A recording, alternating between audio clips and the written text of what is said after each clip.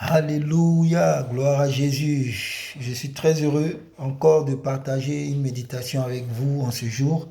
Et je vais lire, pour cette méditation du jour, je vais lire la Bible encore, puisque tout est dans la Bible. Rien de ce qui a été fait n'a été fait sans la parole. Et tout ce qui a été fait avec la parole. Alléluia. Donc aujourd'hui, je vais partager avec vous euh, dans le livre de Romains 10. Je vais lire la parole de Dieu, versets 8 à 9. Mais jusqu'à 10, jusqu'à 11 même si vous voulez. Voilà, jusqu'à 11. OK? Alors, je vais lire la parole de Dieu. Que dit-elle donc? La parole est près de toi, dans ta bouche et dans ton cœur. Or, c'est la parole de la foi que nous prêchons. Si tu confesses de ta bouche le Seigneur Jésus, et si tu crois dans ton cœur que Dieu l'a ressuscité des morts, tu seras sauvé.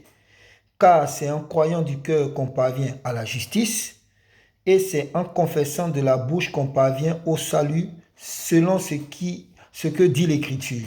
Quiconque croit en lui ne sera point confus. Alléluia. Gloire à Jésus. Quiconque croit en lui ne sera point confus. Et aujourd'hui, ma méditation est portée sur la justice de Dieu. Sur la justice de Dieu. C'est quoi la justice de Dieu? Je vais essayer de donner quelques éléments de réponse au travers de la parole ici. Déjà, comprenons une chose. Si nous nous attardons sur le verset 8 qui dit « Que dit-elle » Donc, la parole est près de toi, dans ta bouche et dans ton cœur. Or, la parole de la foi, c'est la parole de la foi que nous prêchons. Alléluia, gloire à Jésus. Mais si nous allons un peu plus en arrière, qu'est-ce que nous comprenons? Nous comprenons que ici, la justice de Dieu est mentionnée dans le verset 4 du même chapitre de Romains 10 qui dit, je lis la parole, car Christ est la fin de la loi pour la justification de tous ceux qui croient. Amen. N'est-ce pas merveilleux? Christ est la fin de la loi pour la justification de tous ceux qui croient. Alléluia.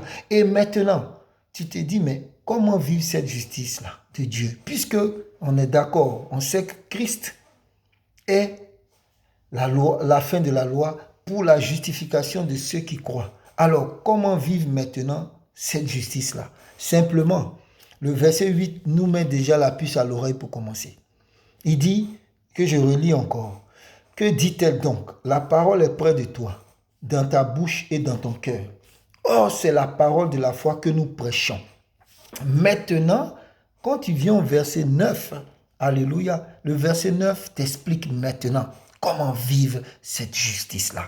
Il dit, si tu confesses de ta bouche, si tu confesses de ta bouche, alléluia, le Seigneur Jésus, et si tu crois dans ton cœur que Dieu l'a ressuscité des morts, tu seras sauvé.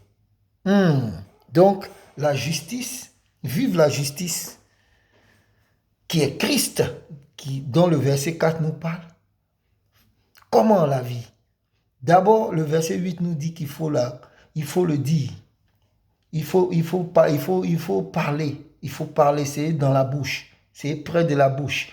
C'est aussi dans le cœur. Et il ne s'arrête pas là. Dans le verset 9, l'apôtre Paul dit maintenant que c'est si tu confesses de ta bouche et si tu crois de ton cœur. Donc, tout simplement, la justice de Dieu, vive la justice de Dieu, c'est parler Christ, c'est croire Christ, c'est parler Christ, c'est croire Christ. Quand je dis parler Christ, c'est-à-dire que Christ doit être dans ta bouche. Tout ce que tu fais, il faut que Christ soit dans ta bouche.